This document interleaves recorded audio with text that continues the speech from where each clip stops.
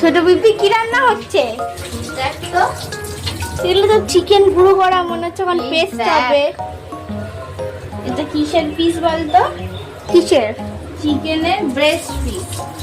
ও normal মাংস তো তোকে খাওয়াবো না, হ্যাঁ, তাহলে কি রান্না হচ্ছে? দেখে তো মনে হচ্ছে এটাকে পেস্ট হবে। তো পেস্ট করে কোন চিকেন হতে পারে? Chicken nugget. ইয়েস, আজকে আমি ভেবেছি একটু তোদের সবার জন্য চিকেন নাগেট করব, সঙ্গে আমারও একটু শেখা হবে। আর এই চিকেন নাগেট করার জন্য আমি যেহেতু এখন পুরো রেসিপি দেখাচ্ছি না, কারণ দেখতেই পাচ্ছিস প্রসেসিং চলছে, তো আমি ওই জন্য ভেবেছি আগে চিকেনগুলো কেটে নিয়ে এটাকে একটু পেস্ট করে নেব, কারণ এত চিকেন বসে বসে আমার কুচি করা সম্ভব না। আর এখানেও দেখ প্রচুর চিকেন আছে, বাট এত চিকেন দিয়ে আজকেই করব না, এটা অন্য কিছু আবার পরে করবো। তো এটা দিয়ে আপাতত চিকেন নাগেটস হবে।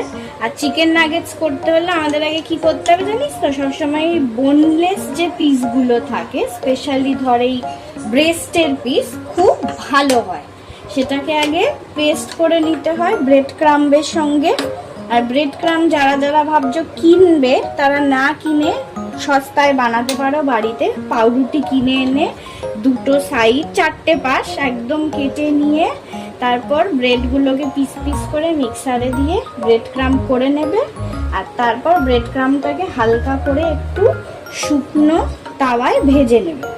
আর শুকনো তাওয়ায় ভাজা হয়ে গেলে তুলে নেবে, তাহলে ওটা মুচমুচে হবে, কারণ পাউরুটি নরম নরম হয়। আর এই ব্রেড ক্রাম্বগুলোকে দিয়ে পরে আমরা এটাকে মাখবো, কিন্তু তার আগে অল্প কিছু ব্রেড ক্রাম্বের সঙ্গে আমরা এই চিকেনের পিসগুলোকে মিক্সারে ভালো করে পেস্ট করবো। আর তার জন্য কিন্তু আমাদের এই রকম করে কেটে কেটে নিয়ে নিতে হবে, কারণ এত বড় পিস আমরা যখনই মিক্সারে দেবো, মিক্সারের কাটা বন্ধ হয়ে যাবে। তো ঠিক আছে, পরে দেখা করবো। তারপরে বাকি প্রসেস আপকামিং।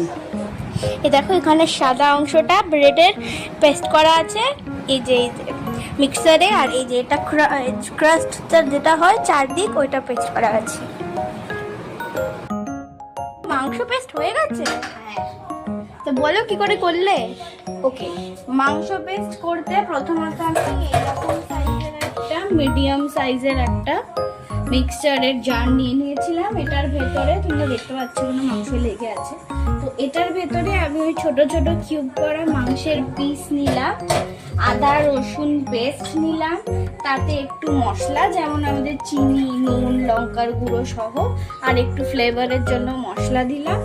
তারপর আমি সেখানে ওই মাংসের পেস্টের সঙ্গে একটু সয়া সস মিশিয়ে